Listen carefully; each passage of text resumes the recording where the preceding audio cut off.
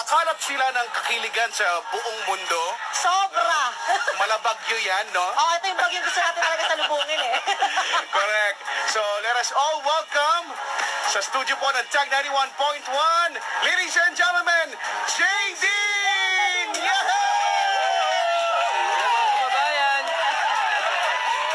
Hello, James. Hello, Nadine. Kamusta naman? Oh my God. Sobrang enjoy po. As in, we didn't expect. Ang dami kahapon. Oo, punong-puno, di ba? Punong-puno. Oh, at hindi nyo, yung countdown pa lang, hindi na maganda mayaw ang mga tao sa kasisigaw. May Oo mga nga po, eh. tonsillitis na ganyan.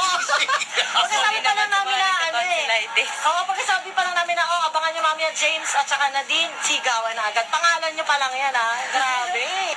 So, kamusta naman yung concert from Doha to Dubai? It's been really fun seeing all the fans here in UAE. Such a warm welcome and we're so happy to see everyone. Tsaka ano po, medyo matagal na rin kasi yung last namin, yun nga, yung nung Feb 20, medyo matagal na. So parang ito, kailangan yung mag-refresh ng steps and all, ganun na lyrics ng songs, kailangan mag-rehearse ulit. Dahil sa crowd po, kasi dahil sa kanila, parang nawawala yung tension, yung pressure. So ang sarap-sarap po talaga mag-perform. So ito ba yung first time nyo ba na pumunta sa Dubai?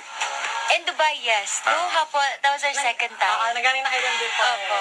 So, kamusta naman yung sobrang warm welcome ng mga kabayan natin dito sa Middle East? Alam mo po, sobrang nakakatuwa. Lalo na until now, may yung mga autolistas na ang tawag talaga sa amin ay Clark and Leah at hindi na Dean and James. Actually, hubby and wifey. Doon na Happy kasi and oo wifey nga, na ang doon na- tawag sa amin. Sobra kasi talaga, di ba, yung On the Wings of Love, I would say,